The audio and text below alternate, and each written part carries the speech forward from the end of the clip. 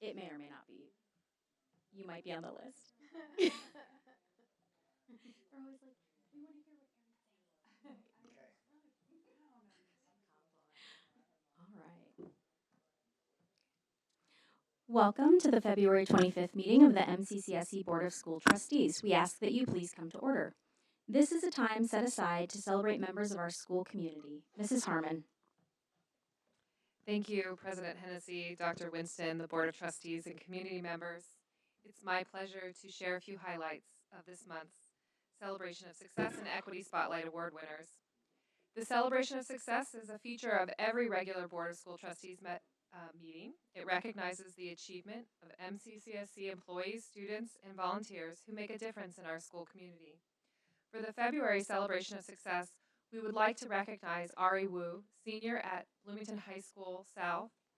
Ari has been accepted into the Concept Art program at the Art Center in California. Ari has been working on this goal relentlessly since 6th grade. The Art Center in California take fewer than 20 applicants each year. It is insanely competitive, so congratulations to Ari. Our Equity Spotlight Award recognizes students, faculty, staff, student organizations, schools, and community partners for fostering inclusive environments that reflect the MCCSC mission, vision, and core values. The February Equity Spotlight Award goes to Maggie Olivo, Fairview Elementary teacher. Miss Olivo goes above and beyond to create a sense of belonging and community at Fairview. She plays a key role in recruiting diverse community artists, instructors, and fostering partnerships that provide students with valuable cultural experiences. As the Arts Integration Team Leader and the Fairview Equity and Inclusion Team Leader, Maggie promotes educational opportunities and weekly art strategies for teachers to incorporate into their lessons. Additionally, she initiated monthly school-wide convocations to build unity, where students engage in singing, dancing, and activities that build community and togetherness. Thank you, Ms. Maggie Olivo, for your creativity, culturally responsive practices, and tremendous contributions to Fairview Elementary students, family, and staff. Thank you. On behalf of the board, thank you, Ms. Harmon, and congratulations to all who've been recognized tonight. We will now receive our quarterly update on the activities of the MCCSC Foundation from the Foundation Director, Mrs. Cirilla Helm. Good evening, President Hennessy, Dr. Winston, and school board members. All right, spring. It actually feels like it, right? Okay. Our spring grant cycle closes this weekend, the 28th. So we are encouraging teachers to please go in. You don't have to be a teacher. You just have to be an MCCSC employee. Okay, paras can write grants. Cafeteria workers can write grants. Administration can write grants. So anybody can write a grant. So I think sometimes that's a misnomer because it's always been called teacher granting program that you have to be, but you don't have to be. So that's it. Students can actually write grants. So they close on the 28th. And we just encourage people to get in there. We did reserve quite a bit of funding for the spring cycle, and we want to award it. So that's what we're asking for that. Scholarships are also open. The foundation manages about 30 scholarships. Many are endowed, some are not endowed. It totals up to about $24,000 annually that we fund into students. Some of them are selected by high school committees, high school coaches. Some are a competitive grant cycle. There is a whole variety, and you have to go to my website to figure it out because it's way too complex to explain it. But we just want families to know that it's there. So many times I hear when I'm out and about, we didn't know you had scholarships, and my child is now out of college. I'm like, we do. So we're just trying to help people know. I know a lot of times at this point in the year, high school seniors are really swamped. They're just trying to get in, and they're not thinking about how you pay. So, think about it because that comes right behind the acceptance. So we encourage people to go out there and get onto that. For you guys, a date to mark is April 17th. That's our personal achievement banquet. That's the banquet where we recognize students are nominated. There's 20 of them. They'll all be nominated by faculty out of the high schools. So they're a high school student, not necessarily a high school senior, that have all overcome. They're being nominated for their choices that they're making to keep their education relevant for them in the face of adversity that they can be facing in their lives in some form or fashion. So it's a really nice banquet. It's going to be held at Tri-North there in the atrium again this year. And we will be awarding five $500 scholarships that night, and those scholarships are provided by the IU Credit Union. Now, fundraising. That's the big part of my life. We have a new one. You guys all have a little flyer that I put on it. We're embarking on a brand new event. Brand new to Bloomington. I don't think anybody's doing this in Bloomington. You sometimes see this sporadically, different states, different places. It is a duck race festival. Okay. We are doing this because we've been asked over the years to try to do something that is more school community oriented, something that families can come to, not necessarily sitting at a gala table on a sponsorship or any of those types of things, but this is going to be a festival style.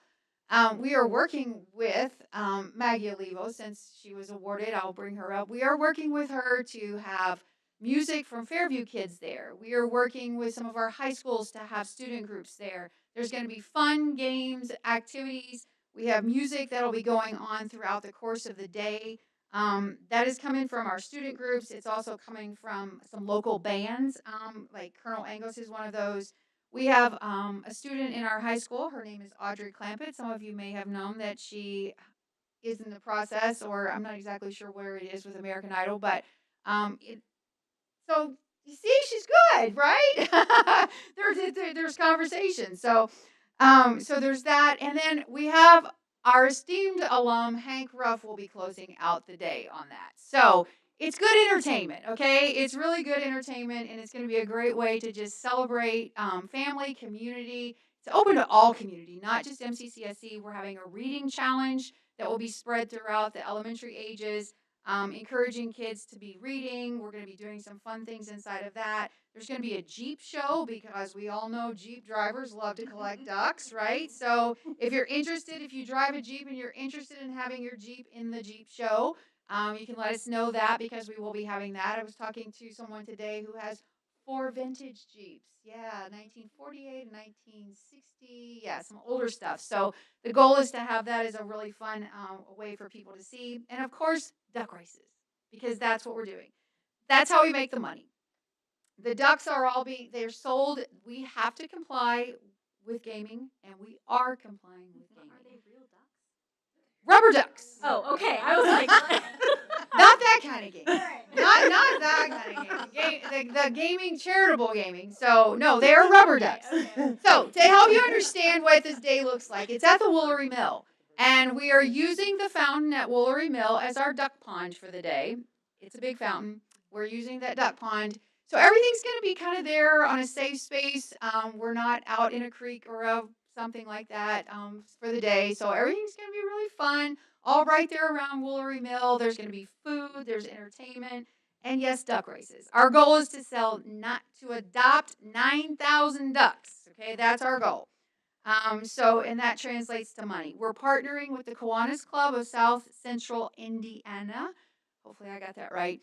And they are part of this, and so they are also part of it. I want to thank the sponsors that have signed on board with us currently. Our big splash is Cook Medical, and we also have Community Cars, Jeep, Dodge, Ram in there as a Mighty Duck, and Harris Services as a Mighty Duck. So we really appreciate them stepping out, because sometimes it's hard to sponsor on a brand new event because you really don't know what to expect.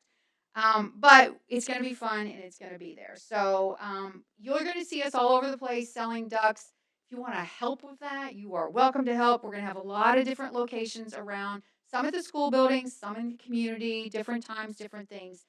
So you'll see us. You'll see us at farmers markets. You're going to see us at Bloomington Hardware. Thank you them. They're giving us what we're calling pit stop locations or duck adoption locations. So lots of stuff happening inside of that, and we're just really excited to bring a brand new event. But that doesn't take away from my other really good event, and that's the golf outing.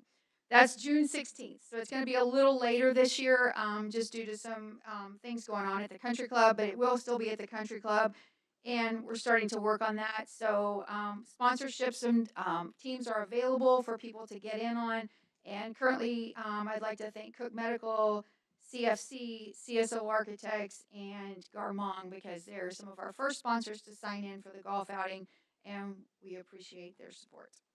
And that's all I have.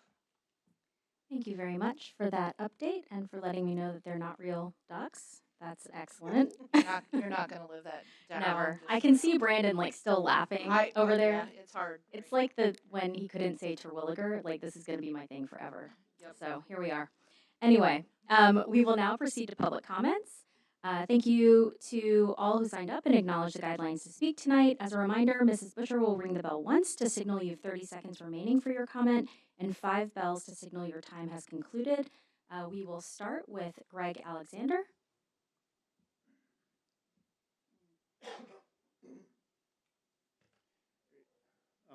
Thanks. My name's Greg Alexander. I live at 1015 North Madison Street. I'm here to beg you guys to hire a Safe Routes to School coordinator.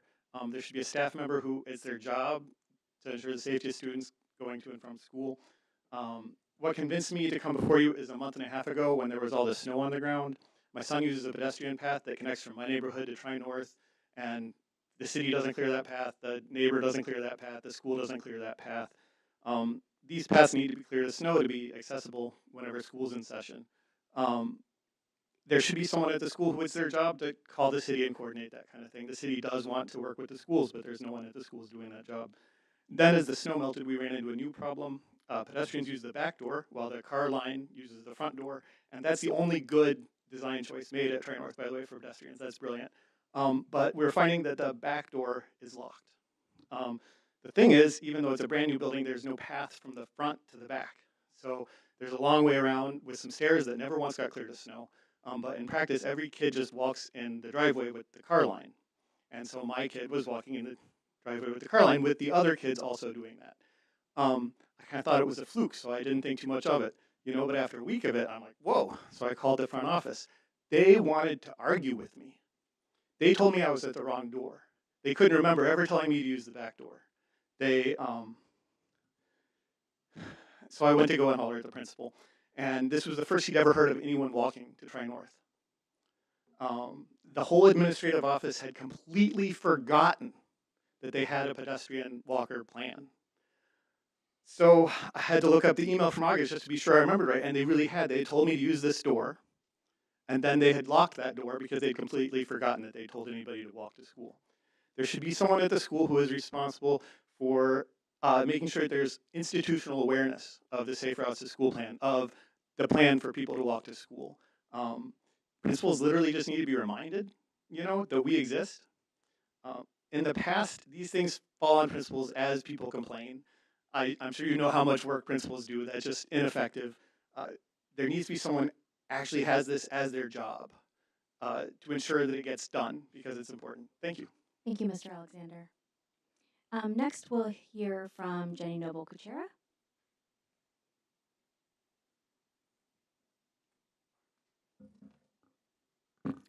Good evening, President Hennessy, Dr. Winston, MCCSC School Board of Trustees, and Monroe County community members. As some of you may know, I am the president of the Monroe County Education Association, and I'm here tonight to talk a little bit about current legislation that is happening at the State House with our General Assembly as we are mid-session. The state budget bill sits in a really untenable position. I would like our larger community to be aware of the fact that that decrease that we might have is going to deeply affect our entire school community. And when we are looking at a 2.1 or 0.9 or 1.7% increase, that doesn't even keep up with inflation. House Bill 1500. This is a bill that is still in session. It proposes making significant changes to the Teacher Appreciation Grant Program, making it a much more selective award. The bill destroys the equitable nature of what MCEA and MCCSC have previously established, and that is maintaining salaries that are equitable across the scale. In this new structure, tag grants would be categorized in such a way that some teachers in different positions would potentially be making $10,000 more in this stipend than other teachers. So how do we classify who's doing a better job? A kindergarten teacher or someone who teaches Algebra 2? Every teacher plays a role in student success. I know that our administration and our school board members know this, and I urge our community to acknowledge that selective stipends should not come at the expense of base equitable pay for all educators. Finally, Senate Bill 518. This bill's impact has been delayed until 2028. That's the only good news tonight. To allow time to study at the state level how property tax cuts affect school funding.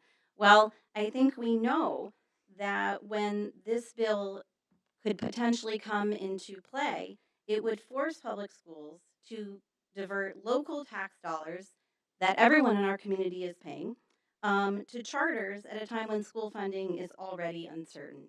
In the last several years, $17.8 million of our taxpayer dollars here in Monroe County has already been diverted outside of Monroe County to and sent away to high tuition private schools that our students can't attend. So I'm here tonight to plead with our larger community to take action in whatever way you feel necessary and help our schools. Thank you so much. Thank you so much. Thank you for those comments tonight. Now we will move on to the consent agenda. For our consideration, that includes the following: minutes from the board meeting held on January 28th, 2025, memorandum for the executive session on January 30th, 2025, ECA expenditures, overnight out-of-state field trips, financial report, January 2025, appropriation balance report, January 2025, Register of Claims, February 2025, Payroll Register and Payroll Claims, January 2025. Do I have a motion regarding the approval of the consent agenda? Do I have a second? Second. It's been moved by Ross and seconded by Ashley that we approve the consent agenda as presented. All those in favor of the motion to approve this, please signify by saying aye. Aye. Any against? Any abstentions? The motion carries. Next for our consideration are the donations. We've received over $2,000 of donations. Thank you to all of our donors. We are always so appreciative of your generosity. Do I have a motion to accept the donations? So moved. Do I have a second? Second.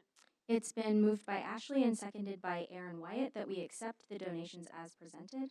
All those in favor of the motion to approve the donations signify by saying aye. Aye. Any against? Any abstentions?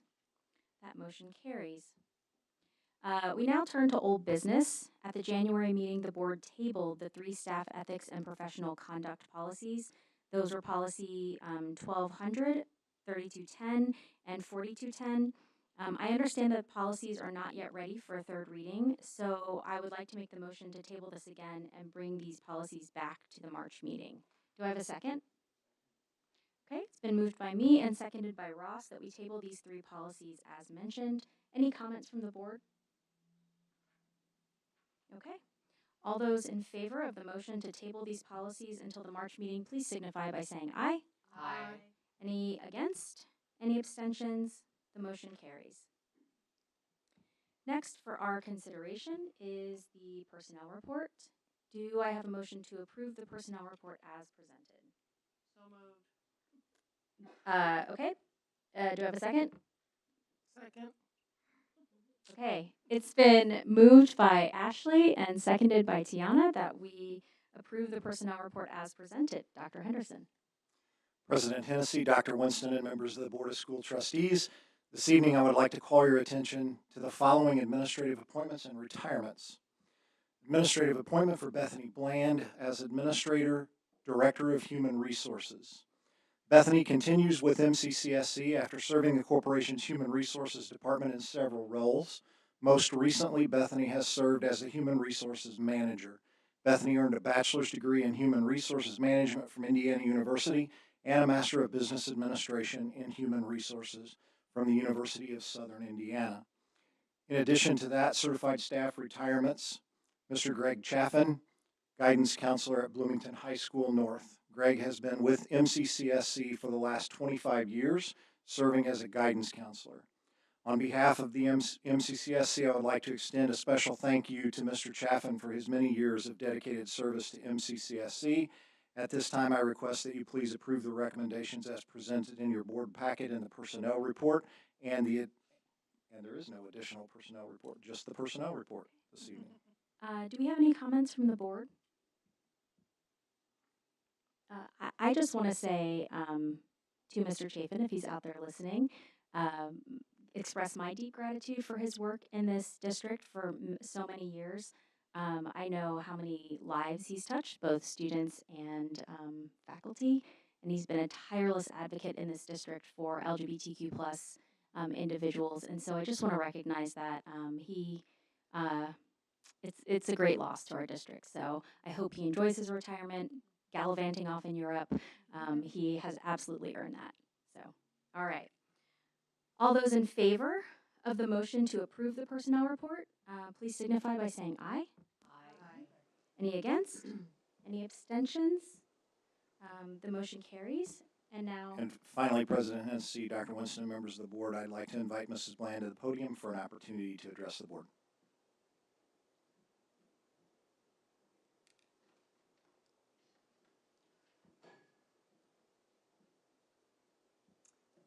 Good evening, President Hennessy, Dr. Winston, and members of the board. As a product of the Monroe County Community School Corporation, I am very grateful for the opportunity to continue supporting our students and staff and community members in this role. I look forward to the continued good and important work of the Human Resources team and contributing to that under the leadership of Dr. Henderson. And so I thank you again for the opportunity. thank you so much. We look forward to having you with us in this capacity. And it looks like next for our consideration is the math resource adoption. Do I have a motion to adopt the math resources as presented? So moved. Do I have a second? Second. It's been moved by Ashley and seconded by Tiana that we adopt the math resources as presented. Ms. Harmon? Yes, thank you, President Hennessy, Dr. Winston, Board of Trustees, and community members. I'm very excited, I need to turn this on, to present the math resource adoption, which will be Reveal Math from McGraw-Hill. Just to briefly speak to our adoption timeline, we did begin the process for reviewing resources related to math in January of 2023 with administrator, educators, community members, and student committees established. We began the actual review process in February. At that same month, we were notified by the Indiana Department of Education that due to streamlining and reduction of standards process, the state itself streamlining math standards, that they were going to suggest that districts should pause final adoption of resources. We continued with our committee work in reviewing those resources, but delayed in officially adopting until the Department of Education released a list of approved high-quality materials for science, technology, engineering, and mathematics, which happened in May of 2024. When we did, we could then review the list that had been submitted in May 2023 by those committees that were recommended. In reviewing those lists, the K through 6 recommended adoption materials were on the IDOE's list, but secondary committees needed to have a second opportunity to review resources that aligned with the new expectations laid out by the Indiana Department of Education. So we began that process again this fall, reviewed things when they submitted their recommendations at the end of 2024, and then we went into negotiations, and here we are. So I'd like to show you a little bit about the resource. It's McGraw-Hill's Reveal Math Curricular Resources, and at least in my time working in MCCSC, this may be the first time that K through 12 we've adopted a resource from the same publisher. So we're excited about how that might provide some continuity of mathematical content, language, and lesson structures. It's not something that we aim for. We want the best resources, but it's an interesting opportunity for sure. And it'll streamline professional learning for educators and staff. They'll all be on the same, looking at the same materials. It's 100% aligned with the Indiana academic standards. It's included, of course, as I mentioned, on the Indiana Department of Education's high quality curricular materials list. It has It's engaging and interactive. It encourages critical thinking and participation. There's ability to differentiate and personalize based on student skills within the curricular resources themselves. It has built-in remediation and extension activities based on what the students' needs are. It does have technology integration, which digital access, interactive lessons, and auto grading. And it's data-driven instruction, so it takes information about students learning through summative and formative assessments, and it's able to kind of customize in that way as well. In addition to this, the core product itself, there also has a product called ALEX, which stands for Assessment and Learning and Knowledge Bases. This has been around a long time, and it's an now AI-powered and adaptive learning platform that, again, does even more to personalize math instruction for students. It continually assesses what students know, don't know, and where they're ready to learn, and gives them a customized learning path. And it will be available for students starting in grade 3 through pre-calculus. And it also offers Spanish language support, which is phenomenal, and ensures accessibility for all learners.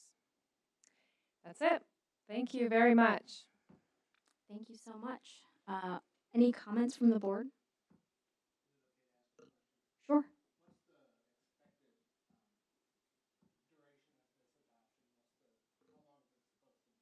6 years.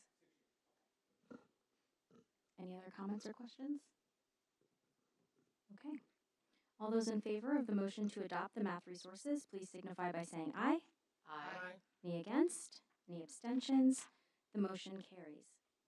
Next, for our consideration is Resolution 2025-04, Early Child Initiative. The draft agreement is for our information. As signed agreements come to the business office for review, they will be added to the contract section of future board meetings for our approval. Do I have a motion to approve Resolution 2025-04 as presented? Do I have a second? Second. It's been moved by Ross and seconded by Ashley that we approve the Resolution 2025-04 Early Childhood Initiative as presented. Ms. Harmon. Thank you again. This resolution is an update to the previously board-approved Resolution 2024-09, and it is amended for the inclusion of preschool so that it would include our preschool students as well. Thank you very much. All right. Any comments or questions from the board? To clarify, this is just updating what we did last year with 4-year-olds, and then this brings in the 3-year-olds as promised in the contract. Exactly. Other parts have not been changed. It just expands it down to offer 3-year-old programming. Okay. Any other questions? Okay. All those in favor of approving Resolution 2025-04 Early Childhood Initiative, please signify by saying aye. Aye. Any against? Any abstentions? The motion carries. We will now move to contracts. Do I have a motion to approve the contracts and 2 quotes as presented? Do I have a second? Second. It's been moved by Ross and seconded by Tiana that we approve the contracts and quotes as presented. Mr. Kenny. Good evening, President Hennessy, Dr. Winston, members of the board. There are 7 contracts, 1 quote to be awarded and 2 bids to be awarded before you tonight. I recommend approval of the contracts, quote, and bids as presented. Thank you. Any comments or questions on these bids? Okay. Then all those in favor of the motion to approve the contracts and 2 quotes, please signify by saying aye. Aye. Any against? Any abstentions? The motion carries. We move on to district updates. Dr. Winston, will you introduce tonight's presentation on communication goal number 1? Yes, thank you very much, President Hennessy. I'm very pleased to ask and invite Sarah DeWeese to come to the podium. Sarah is our Director of Strategic Communications, and this is our annual update on where we are with our strategic plan relative to communication. So, Ms. DeWeese. Thank you, President Hennessy, Dr. Winston, and members of the board. Tonight, I would like to present an update on our communications goal number 1. As a reminder, these are our strategic goals. They are all located on our website, so you can see our progress on each of them. Tonight I'll be presenting on communications goal number 1, to develop and implement a robust communications plan to increase our efficiency and effectiveness. The 2 outcomes we've identified for the goal are 1, to improve the timeliness and relevancy of our information communicated, and 2, to increase regular communication on the progress and participation of the strategic objectives. The last time we presented on our communication update, we focused on 5 main areas. So I will be presenting updates on those 5 areas tonight. So just briefly, we will be presenting first on the MCCSC brand, which means how well are we reaching our community and communicating our mission and values. Second, we'll focus on an update on the community engagement and how much we are receiving community engagement on the progress of our strategic plan. Third, we'll focus on our updates and how well we are timely and relevant communication to our community and families. Then we'll focus on our access and understanding and increasing our communications support for our staff. And then finally, we'll focus on how well we're personalizing our messages. So the first area I'd like to give you an update on is our brand awareness. So this is a brief snapshot of 4 areas in which we're able to measure how well we're connecting with our community. So with our website, over the past calendar year, we've had over 29,000 website visits to our site, which means we are connecting effectively. On the 4 social media platforms that we are active on, we've had over 16,000 reach in our community over the past calendar year as well. Our MCCSC e-newsletter is sent twice a month to all families, staff, and community members who opt into that. So each month it is sent twice, and then a total of 26,000 monthly reach on that e-newsletter. A notable data point on this e-newsletter is that we have a consistent over 60% open rate on this newsletter. Industry standard is about 20 to 30, so this shows that our families and our staff and our community are engaged and they're reading our news. And then the 4th channel that I'm excited to present tonight is that our news website has launched. We have a new news website at news.mccsc.edu. So far, we've had over 1,300 visits, which is significant for a newly launched blog site. So I'll tell you about that next. So our website will host 5 main areas of news. We will share all corporation news, which will include updates after every Board of School Trustees meeting. We will share community engagement and events that we're a part of. We will share superintendent news, examples of student leadership, and of course, teaching excellence. An additional way that we are able to communicate our brand and reach are our publications. So we have a number of publications that enable our schools to effectively communicate programs and opportunities to families. So that includes our early learning guide, elementary, secondary guides, our college and career pathway guide, and our student support guide. In addition to those, we also have style guides that allow staff and schools to maintain our visual brand consistently. Moving forward to the next goal on community engagement for our strategic plan, this is a quick update on how effectively we are providing community updates on our strategic plan goals. So on our website, under the strategic plan, we have a page for each goal where we provide updates after each meeting, recordings of those presentations, as well as FAQs. In total, since we have launched those pages, we've had over 90,000 website visits to all of those. In addition, we've had over 600 community responses to our strategic plan that have informed our work. So this does demonstrate that we were effectively able to incorporate community input into our strategic plan progress. Moving forward into our timely relevant communication with both families and staff, the last time we presented a communication update, we had recently launched the Parent Square tool. So for those unfamiliar with the tool, it is a 2-way communications and messaging app that allows us to reach our families. This is the primary way that we communicate with our families and staff. So this shows the top ways it's currently being used are direct messaging, 2-way messaging between families and schools, photo and video sharing, posts, and the top interactions are direct messaging and appreciations on post content. Notably, we have 80% of all messages sent through the platform are coming from schools. They are sent from principals and teachers. And this is how we want the tool to be used. This shows an effective use and that there has been a need and it has been received by families as well.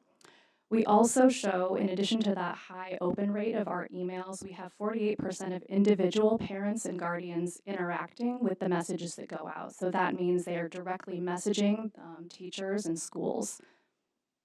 Another notable number that we will continue to watch is the number of community members who are subscribed to our communications.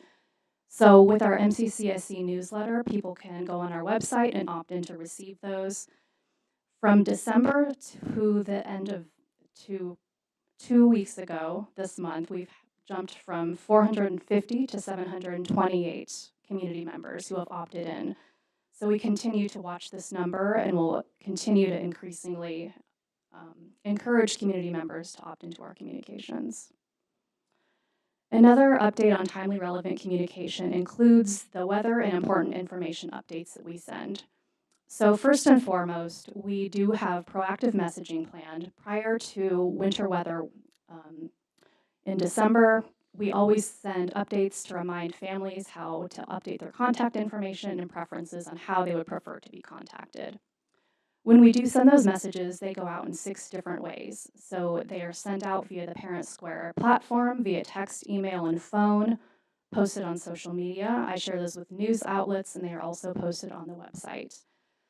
The email open rate on those important weather communications is also very high, with nearly 60% open rate on those, which shows that they are being reached, the families are being reached.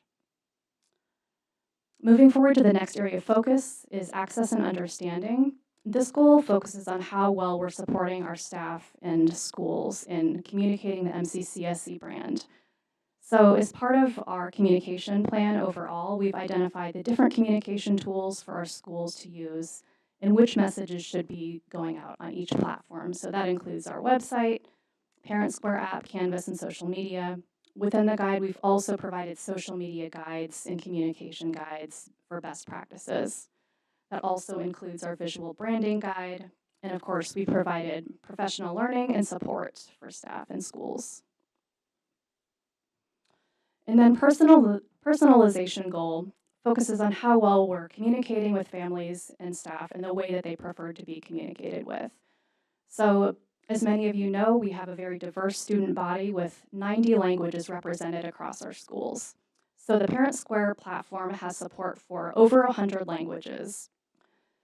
When we send those messages out, families and others have the ability to customize their preferences to receive messages in their language of preference. So currently we are seeing languages or messages translated to 30 of the 90 languages. So that means people are changing their preferences, and of course that is an area that we could continue to focus on to communicate the fact that they can adjust those personalization options. And then on our website, in addition, we've shown over the past year over 7,000 translation requests. And then on the right, you can see there that those languages roughly mirror the languages of our schools. And then finally, the last part of personalization includes the communication flow guide that we provided on our website to show families who to contact for what. So in addition to being able to contact their schools directly, it also shows an outline of MCCSC's structure as needed. Finally, the community feedback that we've received on this goal. Here are 3 main themes that we've heard consistently. So the first is that Parent Square has been a plus, and there has been an ask to continue the education of both staff and the community on the various communication tools that we offer, especially Parent Square. There has also been a continued interest in focusing on how we strengthen our MCCSC promotions, which include branding and celebration of our schools, and the need to market the amazing work that's being done in our buildings. So of course, these are 2 big areas of focus for me, so I will continue to focus on those in the new communications plan. And then finally, there has been an interest in streamlining communications. And we've heard 2 different sentiments in terms of this theme. We've heard that we may be sending too much information. And then we've also heard that the communication that we have sent has been streamlined and effective. So this just tells us that further data is required to really determine how to best streamline communications. So the next steps going forward in the new communications plan will include to align the next plan with our strategic plan 2030, continuing to focus on many of these same areas. So we will continue to streamline our timely relevant communications, which will include gathering that feedback to see how we can best reach families and staff in the way that they prefer to be reached. We will also continue to empower effective communication across our schools and staff with professional development in the areas that they need, including on the tools of Parent Square and our website. And then finally, of course, we will continue to increase our brand reach. That will include the usage of our new news website, and we will be able to establish some measurable goals and benchmarks in that goal. Thank you. Thank you so much. Any questions or comments from the board? I want to say thank you because I mean I was sitting here thinking how long my oldest have been in MCCSC. This is the most effective communication we've received. So great work. Thank you very much.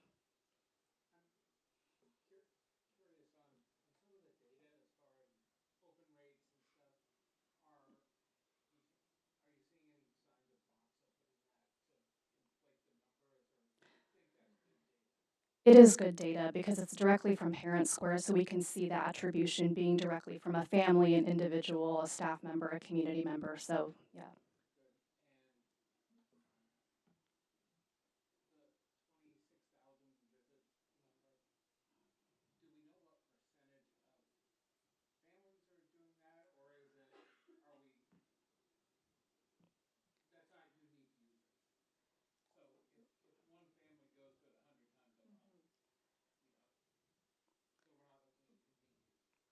That was visits, correct? I know that I go for the calendar on a regular basis, so I'd be curious to know how many people go for the calendar alone.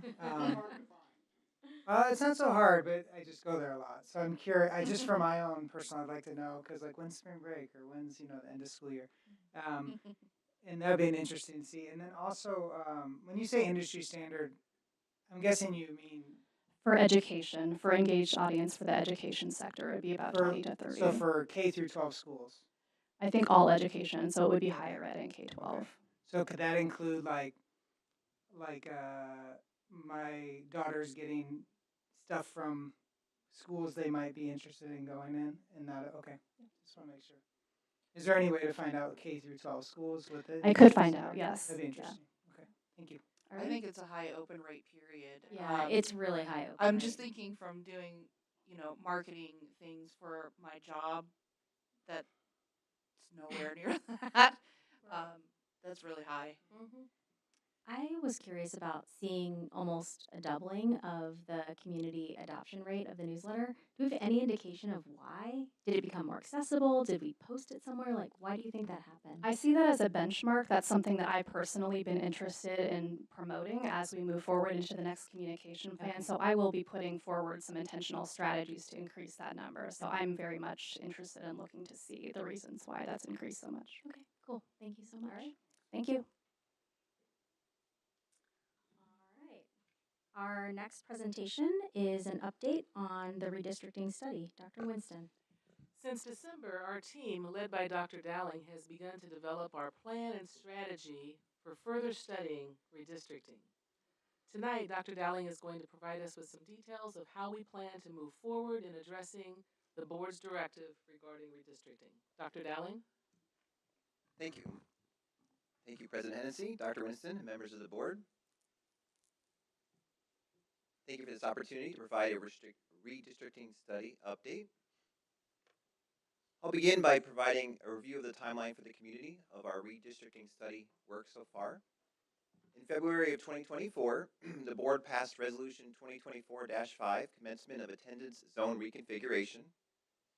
At this meeting, the board started the process of studying best methods for balancing socioeconomic status across our district. The resolution also called for the recruitment of experts in the areas of demography, enrollment, and redistricting to assist with the process. In May of 2024, the board contracted with Business Information Services. Business Information Services is demographer. They began the study of our enrollment, of our catchment and attendance areas, and other important demographic data of our district. In November of 2024, Business Information Services presented a presentation. Preston Smith from Business Information Services presented 14 scenarios were presented.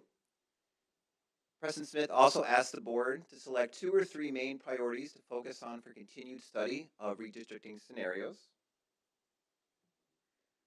At the December 2024 regular meeting, the Board of School Trustees established 2 priorities for continued study of redistricting. These priorities were balancing socioeconomic status across MCCSC schools and cost effectiveness. Now moving ahead to our next steps of work, we will be forming a redistricting study commission. To prepare for the beginning of this commission, we've been working on analyzing Business Information Services report, creating a project charter, creating a communication plan, and of course planning for our initial redistricting study commission meetings. The redistricting study commission meetings will start in March. We will have information for the community very soon. The next week or so, we'll be sending out information about how community members can be part of this commission. This work will be guided by the board's priorities of balancing socioeconomic status and cost effectiveness, as well as our desire to gather input from a diverse group of commission members and develop a list of redistricting considerations for further study and analysis as we continue this study. Thank you for this opportunity to update on our redistricting study work so far. Any comments or questions? Did you say who was on the commission? We have not, we're going to have information soon for the community about who can be able to join the commission, but it's going to be our interest is having a diverse group of input from the community. It's going to be very open-ended about who can join. And just to be clear, it's a commission, not a committee? It's a commission. Okay. Any other comments or questions? Okay. Thank you so much, Mr. Dowling. I think you're going to proceed to the student enrollment update. Yes, thank you. At this time, I'd like to provide an update on MCC student enrollment trends. First, I'd like to talk about some statewide data. The Indiana Business Research Center recently released a report that shows that school-age population, those are children aged under 20 and under, has declined over the last 10 years in the state of Indiana, and is projected to decline even more rapidly over the next 3 decades. They highlight that 82% of counties have experienced school-age population decreases. Looking at some local data, Monroe County will see a school-age population declines of 10% over the next 3 decades, according to this report. Looking at a recent report from the Center for Evaluation and Education Policy, they highlight the complex and dynamic nature to student enrollment patterns in Indiana. Overall, they highlight emerging stability across the state. However, there are urban enrollment declines, suburban enrollment increases, charter school increases along with online programming, and they highlight risk for small school corporations. Those are for students with districts with corporations with 1,000 students or less. Looking at our own enrollment trends, beginning the 2020-21 school year, K-12 enrollment experienced a significant decline. We had an enrollment drop of 4.92% from the fall of 2019 to the fall of 2020. That was a loss of 536 students. That was COVID. We all remember that period. However, if we look at enrollment decline from 2019 to 2024, we see we have a 7.66% enrollment drop. That's a loss of 835 students. In red in the chart, we've highlighted the ADM counts from October 22 and October 23. We can see at those points, we have 3 years of declined enrollment after the slight increase in fall of 2021. At this point, we can see that we now have a continued trend of decreased enrollment over the last 3 years. Returning to our report from Preston Smith from Business Information Services, his report showed us that we should expect to have decreased enrollment over the next several years. Some of the reasons highlighted in his report include fewer children being born in Monroe County. He also highlighted that new housing has not led to increased enrollment. We also know that students are attending other public school districts, local charters, and local non-public schools via choice scholarships or vouchers. I just wanted to highlight some data from Mr. Smith's report, including the birth rates, so you can see their decline in that chart on the right. Mr. Smith completed 5 different enrollment projections using a variety of different data. This is projected over the next 10 years. You can see even in the best case scenario, which is the top line, we will continue to see enrollment decreases over the next 10 years. Looking at some MCCSC settlement data, I'll start with defining some terms. Legal settlement is all children who are in the MCCSC catchment area. Public schools, we're all familiar with that. Charter schools, I think we're familiar with as well. Those are a reminder, those are public schools. We also have non-public schools. This is students who are using choice scholarships or vouchers to attend these schools. Looking at the children in our area settlement, this is the MCC settlement area, we can see in 2021-22, the percent of students attending MCCSC schools in that year was 89.69%. We can see moving forward to 24-25, that rate has dropped to 85.62%. You can also see the number of students attending these outside schools has increased from 1,158 in 21-22 to 1,637 in 24-25. Focusing on looking at the different schools that these children are attending, if we look at the yellow column, that's other public non-charter schools. This is other public corporations in our state. In 2021-22, we had 250 students in our settlement area attending those schools. Moving to 24-25, we now have 426 students. In 21-22, that was 22% of settlement students were attending other public non-charter schools. It's now 26% in 24-25. Looking at the green column of charter schools, we can see the number of students attending charter schools in our settlement area has been pretty consistent. It was 632 in 21-22. It's now 629 in 24-25. However, in 21-22, that was 55% of our settlement students attending other schools. This year, it's down to 38%. Finally, looking at non-public schools, choice scholarships, these are our vouchers. It was 276 students in 21-22. This year, it's 582 students in 24-25. That was 24% of settlement students in 21-22. Is 36% of settlement students this year. This data is pulled from IDOE Fall Public Corporation Transfer Reports, which are available online. Some key takeaways. MCCSC should expect to see continued decreased enrollment over the next several years. We've seen a consistent decline of student enrollment since the fall of 2021. We've seen a 41% increase of MCCSC students, settlement students, not attending MCCSC from 21 to 24. Most notably, we have a 111% increase in the number of settlement students attending non-public schools using choice scholarships or vouchers. We have a 70% increase in the number of settlement students attending other public non-charter schools. This trend is likely to continue and perhaps increase with potential increase in allowable income from choice scholarship qualifications. Thank you, and I know Dr. Winston will perhaps be touching on some of these topics later in her presentation. Thank you so much, Dr. Dowling. Does anyone have any questions or comments? Okay.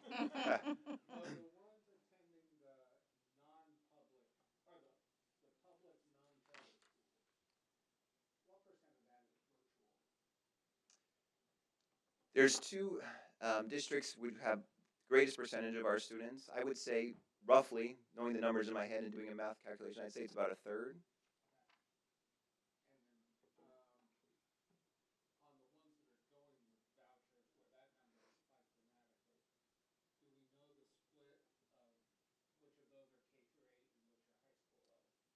We can identify it by school.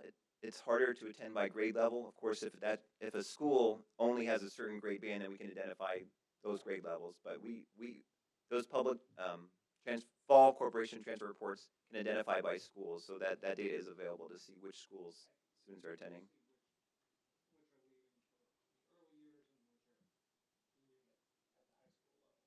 That is important data, and we are tracking that as well. Anybody else? All right, thank you so much, Mr. Dowling. We will now move on to our legislative updates. Tonight, Board Member Pirani, who is our ISBA Legislative Liaison, will provide this month's legislative update. Thank you. This report is from weeks 4 through 7 of the budget session for the Indiana General Assembly. I'm pleased to provide this monthly legislative update to you tonight so that we are all aware of the significant bills that will impact K through 12 public education policy, governance, and funding. What happens at the State House directly impacts our school district, schools, and educational opportunities for our students. The top 3 things the ISBA recommends that we know about the State House right now are 1, SB 1 and HB 1001 are crucial this session for schools and local governments. Senate Bill 1 is not in the best interest of the school corporation and would significantly reduce revenue from property taxes. Our corporation could be cut from a minimum of $8 million to a high of $32 million over the next 3 years starting in 2026.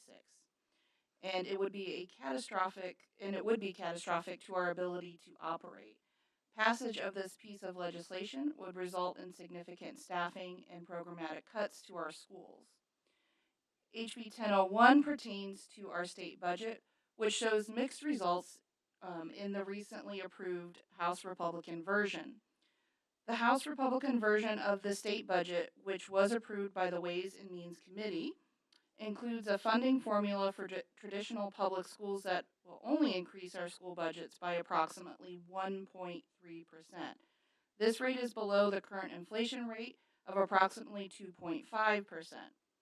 As a result, school corporations will face challenges in managing their operations, debt service, and education funds, and in their efforts to manage teacher salaries and benefits. Specifically, we would be forced to reduce programs and staffs if these cuts come to pass. Another concern is that the $160 million appropriation for curriculum materials is being rolled into the foundation component of the funding formula rather than remaining a separate line item dedicated to districts. Rolling these dollars into the foundation funding formula is very misleading and gives the impression that schools will receive a significant increase in funding, which is incorrect. We advocate that these funds remain as a separate line item for visibility and transparency. On a positive note, however, special education funding will rise by over 3.5% annually. CTE funding will increase by over 8%, and English language learner, that is a mouthful, I don't know why. Funding is seeing significant boosts of 8.6% in fiscal year 2026 and a 7.5% in year 2027. Number 2, Senate Bill 518, school property tax. Starting in 2028, SB 518 requires all school corporations to share some of their operations funds revenue with certain charter schools. Charter schools are an educational option that was created by legislators. As such, local taxpayers should not be required to fund a state-created option. The state should find an alternative way to fund them. We are opposed to sharing public dollars with charter schools because we are routinely experiencing decreases to our operations and debt fund service. Passage of this piece of legislation would decrease public schools' availability to provide transportation, programs, and would require significant cuts in staffing. Rather, we believe that the voters have the right and should be given the opportunity to respond to this idea through the ballot box. And third, SB 287 and HB 1230. HB 1230, which would require school board candidates to be a political party affiliation to be on the general election ballot, was not called, thankfully, for a third reading and is now dead. However, SB 287, which calls for a primary election and party affiliation for school board races, made it through its third reading and passed by a slim margin of 26-20, and this bill now moves over to the House of Representatives for consideration. ISBA urges us to contact our legislators, all state representatives, and state senators that represent our school community to advocate strongly for public schools and the education we provide students. It's important to note, please remember to contact your legislators even if you think they are on your side, because they need those tallies too to mount their opposition. Our website, under the School Board of Trustees tab, there's a link for our area legislators and these monthly updates. To access the automated list of bills ISBA is tracking, visit their website, and under the legislative tab services, you'll find all of that information. Let's do our part to speak up and stand united in support of our K through 12 students in public education in Indiana.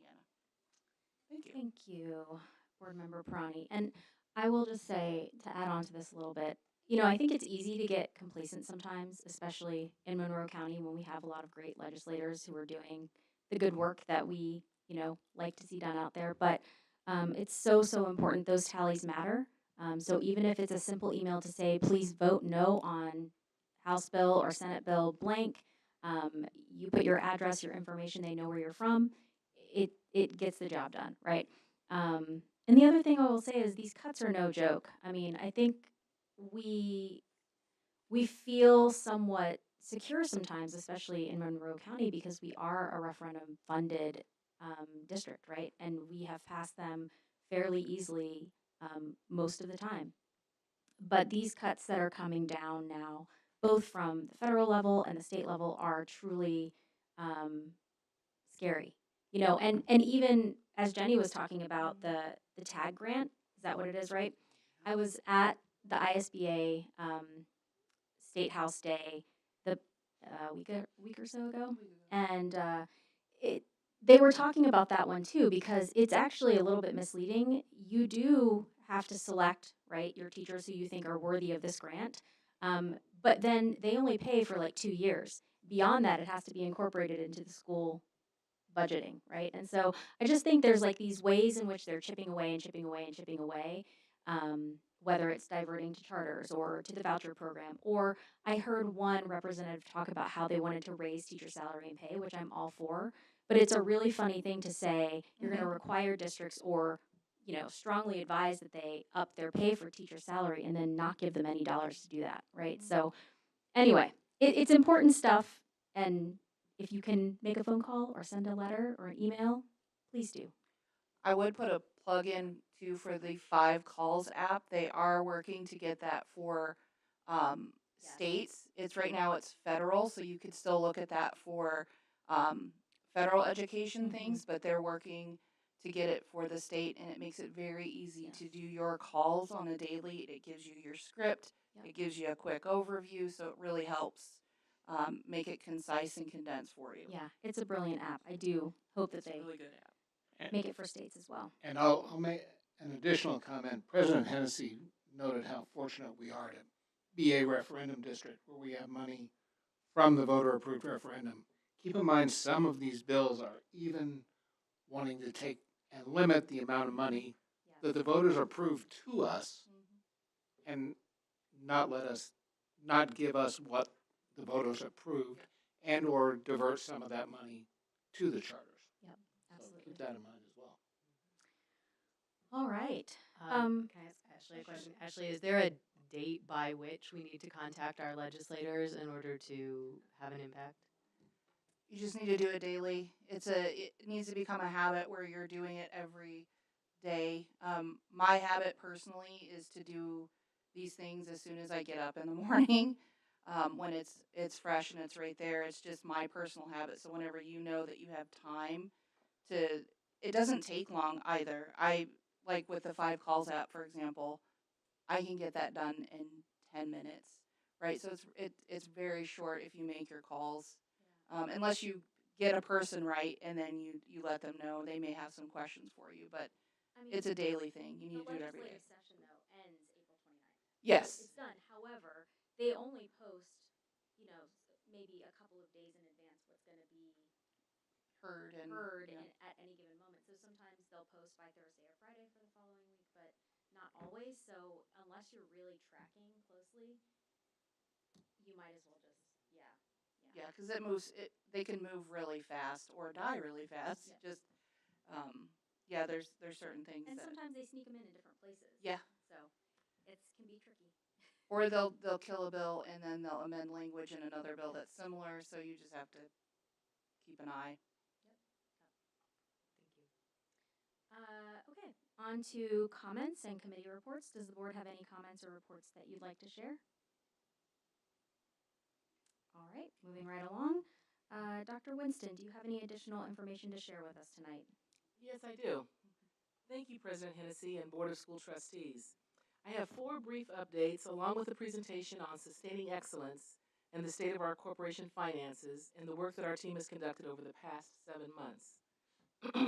I'd like to direct your attention initially to the monitor in the back where we have some student art.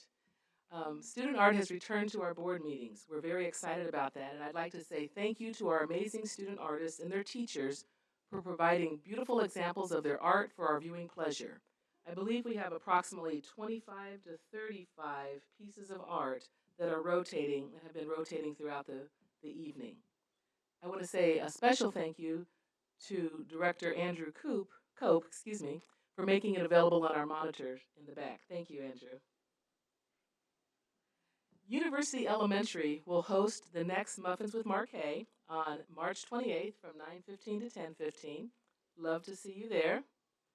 Hopscotch Coffee and Kitchen will be the venue for my next community chat. To sign up for a time to meet me over coffee and a chat, please go to our website. Under the Corporation tab, select Superintendent, and then look for Community Engagement Opportunities.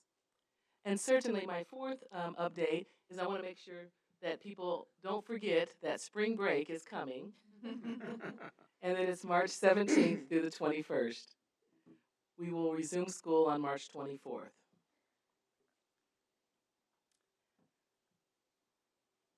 Sustaining excellence is the title of some of the remarks I want to share for the next few moments. Sustaining excellence. MCCSC has a long tradition and history of excellence. Excellence in the quality of instruction that is delivered by our teachers in every school. Excellence in student learning and achievement.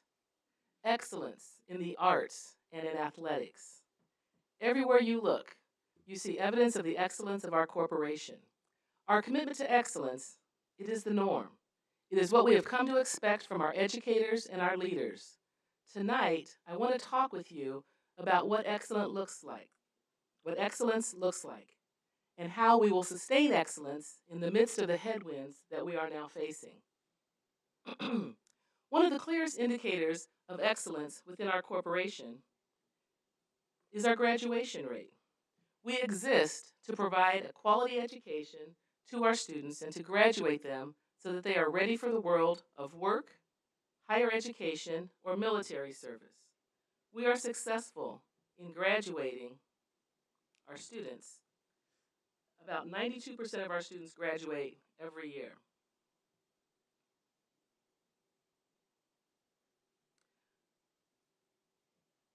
And yet we're still not satisfied until we are equally as successful in graduating the remaining 8%. Our commitment is to meet the needs of all of our children that enter through our doors and to ensure that we raise achievement levels for everybody's children. We do that through high quality instruction and through partnering with our community. And you can see on the screen here several indicators of the excellence that we demonstrate in our classrooms each and every day. During my remarks tonight, I'm going to highlight 3 key themes, 3 of which threaten our future if we do not act in a decisive manner. You heard already from Dr. Dowling about our declining enrollment. You are going to hear from me information about increasing staff wages and benefits and the impact of state and federal actions. I will conclude this evening by outlining our plan for a comprehensive approach that is both responsible and responsive to our current realities. 8 months ago, I had the privilege of stepping into the role of interim superintendent. Within my first 30 days, the Board of School Trustees outlined their top 9 priorities and tasked me with establishing meaningful goals for my first 12 months. Aside from the typical goals, of establishing positive relationships with the board, building my leadership team, and improving academics, the board also tasked me with navigating a possible school merger while also examining our finances and identifying any areas of concern or vulnerability. As part of my own 6 board-approved goals from July 2024, I committed to conducting a comprehensive assessment of the state of corporation finances. The 4 tasks that I outlined for the board were as follows. On the left-hand side of the screen, you'll see that I would conduct a review and analysis of operations, education, and referendum funds. That I would also conduct a 5-year financial forecast. I indicated then that I would conduct an analysis of the fiscal health of the corporation and that I would analyze corporation position control procedures. As you can see on the screen, one of my first actions in July of 2024 was to recommend that the board approve policy analytics to conduct a review of corporation finances.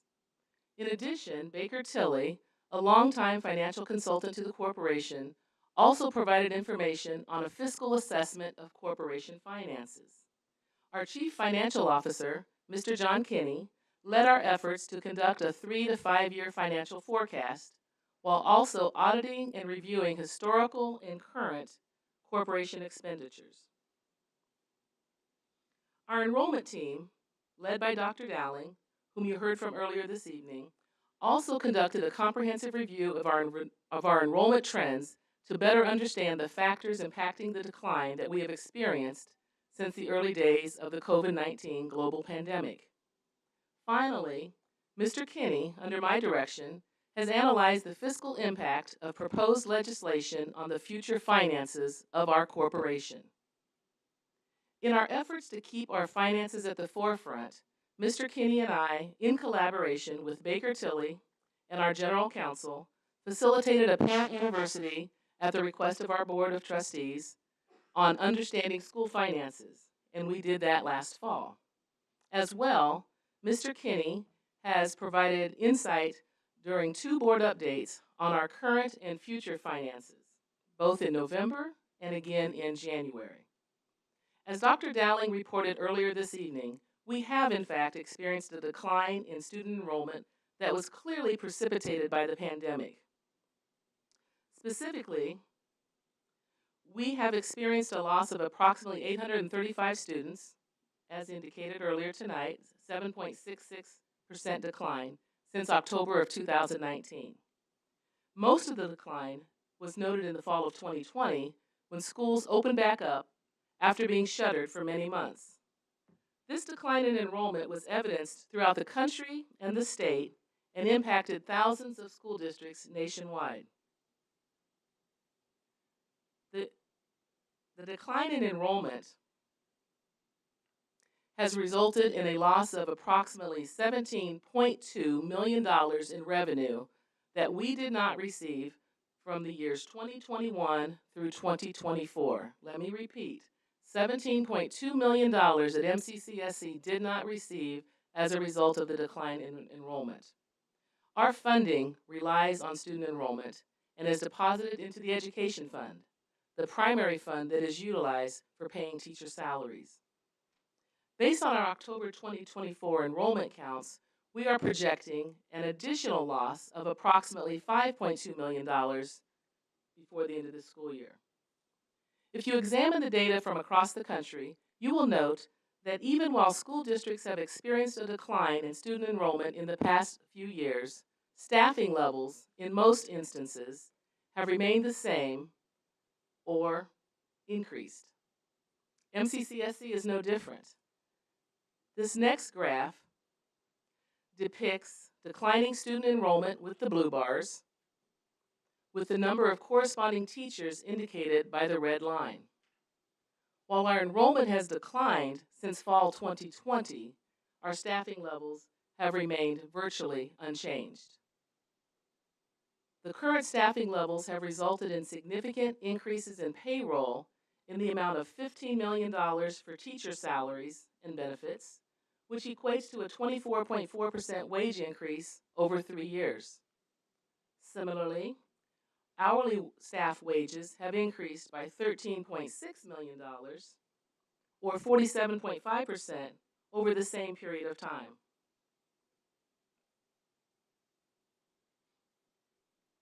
While there is no one that would dispute the fact that our teachers are deserving of salary increases, the reality is that our current staffing levels do not match our current student enrollment levels, and thus the revenue that is received by the corporation to pay staff salaries. The combination of teacher and support staff wage increases over the past 3 years amounts to payroll increases in the amount of $28.6 million. To be sure, increased inflation and cost of living, coupled with negotiated salary increases, are all contributing factors to this increase. So far, I have explicitly been talking about the local impact of declining student enrollment and climbing salaries and benefits on the corporation. Shortly, I will reveal our plan to address this specific challenge. Now, I would like to pivot just briefly and begin talking about some known and unknown headwinds at the state and federal levels.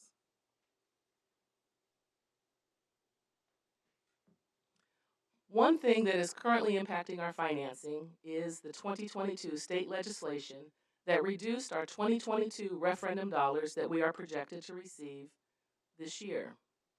As you can see on this graph, in 2023 and 2024, we received all of the referendum dollars that were approved by our community. However, this year, 2025, we will not receive all of the referendum dollars that we are eligible to receive. We will be short $1.3 million of the dollars that our voters approved for our schools. And that's simply just not tenable.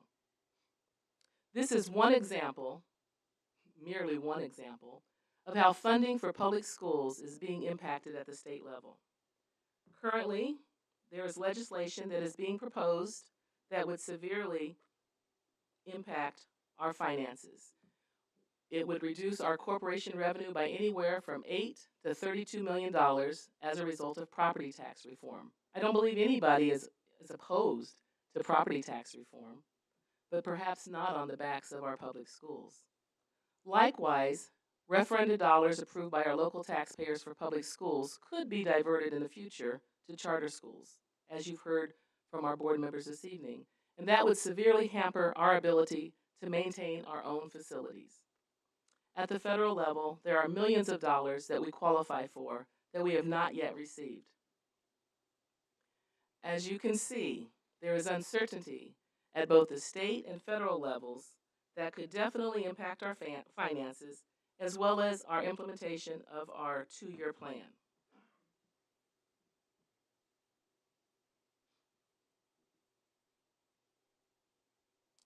In summary, I just want to highlight that the imbalance between the revenue that we're generating from our enrollment and the expenses that we are incurring, it is unsustainable for us.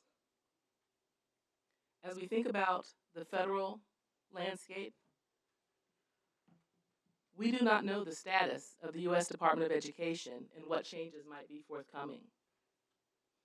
As well, federal programs that are provided to schools, such as Title I, school lunch programs, or other federal programs, may look different than they do today. What I think is important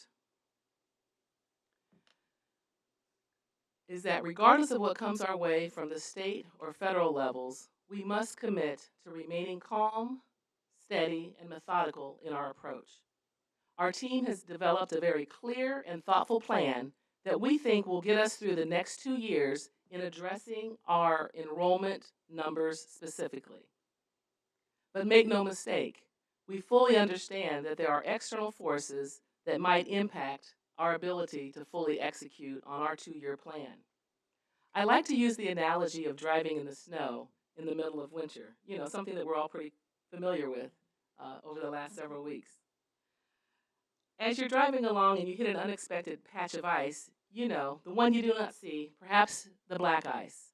Most people in that circumstance panic, and they immediately jerk the steering wheel in the opposite direction.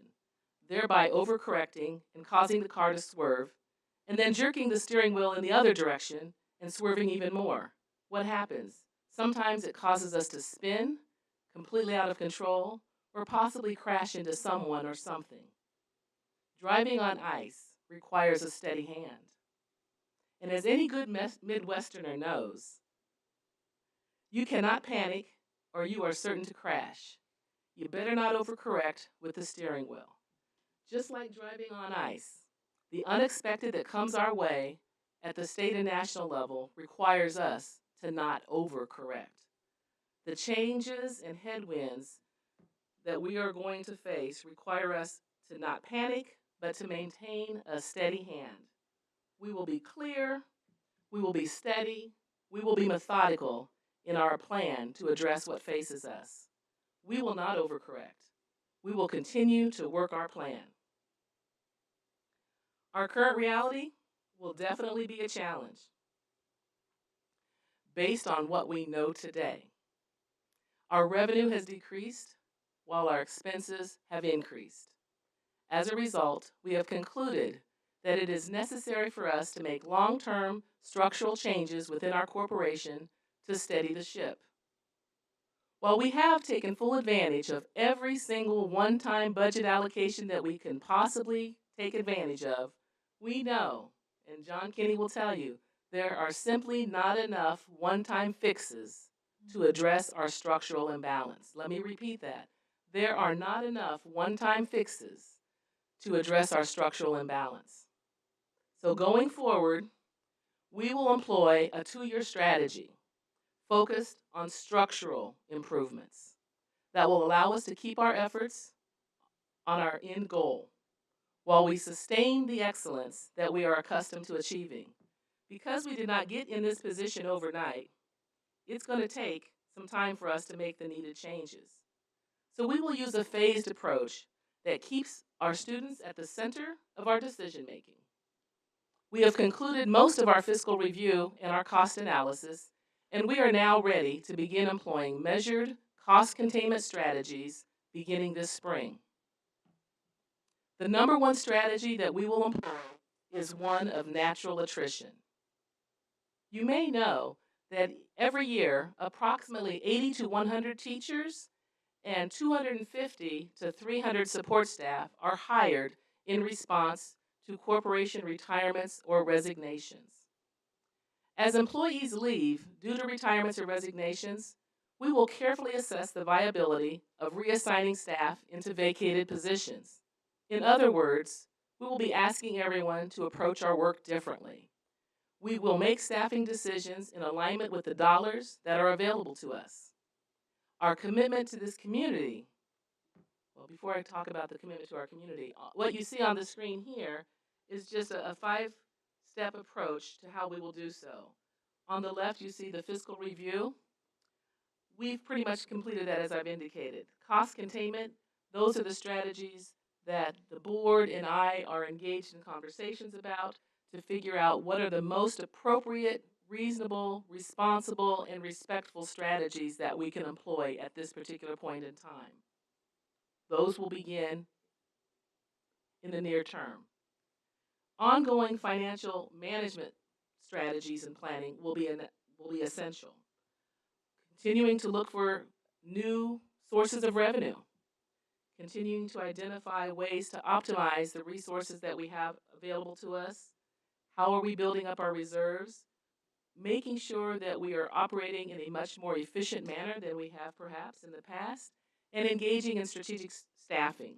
Those are the next 2 areas that we're going to focus on, and we'll continue to move forward between 2025 and 27, but we're not confused because of the other headwinds that are facing us.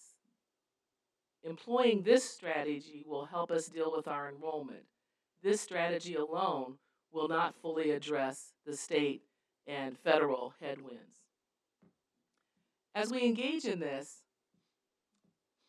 our commitment to our community is that we will continue meeting the needs of our children.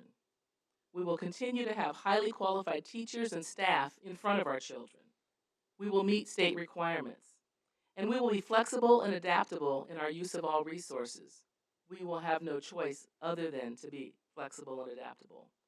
We will do this by keeping our students at the center, and we will make decisions in a respectful and caring manner. We value transparency, honesty, respect, and integrity. Those principles are non-negotiable. We believe that transparency is the route to accountability. To that end, I commit to providing quarterly updates on our progress, and I will do so at quarterly board meetings so that the public knows exactly what we are doing and how we are progressing toward our goal. But we can't do this alone. It will take our entire community. None of this work could have been completed without the leadership, guidance, and unwavering support of our Board of School Trustees. To each of you, I thank you for the role that you have played in directing our work, my work, our collective work, and priorities for these past several months. Your dedication, wisdom, and unity in setting the direction and the tone for me and my team is deeply appreciated.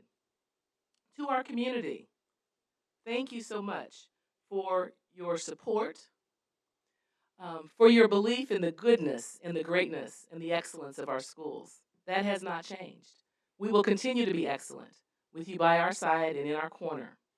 We need your support in both big ways and small ways, whether it is by joining a budget and finance committee meeting or sharing information with our team that will help inform the process, possibly being a thought partner, sending letters to our state legislators, calling the 5 apps, the 5 calls, providing suggestions through our website. If you click on this website portal here, it'll take you to information later this evening. Or simply by committing to sharing factual data and factual information and not participating in conversations centered on rumor or innuendo. There is a role for everyone in our community to be a part of this solution. We ask that you trust the process. This is simply not an MCCSC issue. This is a community issue, and it is going to take the brilliance from throughout our community to accomplish our goal. Let me be crystal clear. There is no lack of confidence in our team and our ability to accomplish the task at hand. We absolutely can do this, and we can do this with grace and respect. We must do this, and together we will ensure that we sustain excellence in our school for years to come. We will sustain excellence by balancing our finances. We will sustain excellence by aligning our staffing levels to our revenue.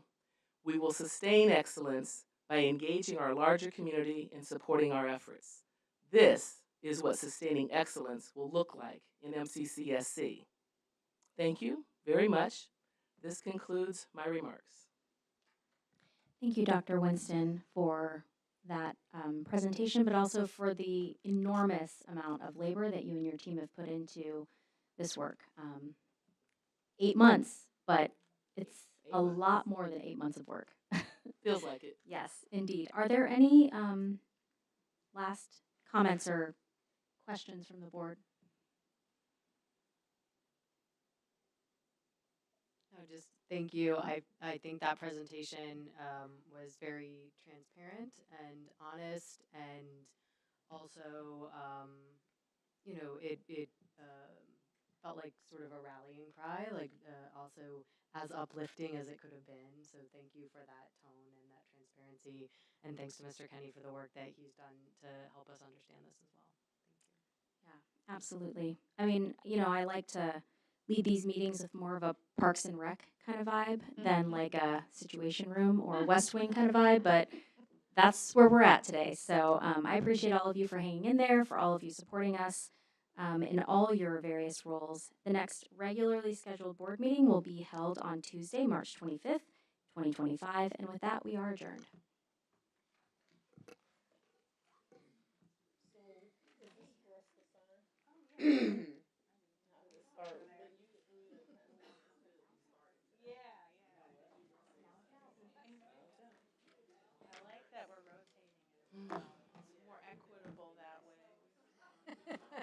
Oh, where it starts? You're right. Yeah. It always It's starts always down here, right?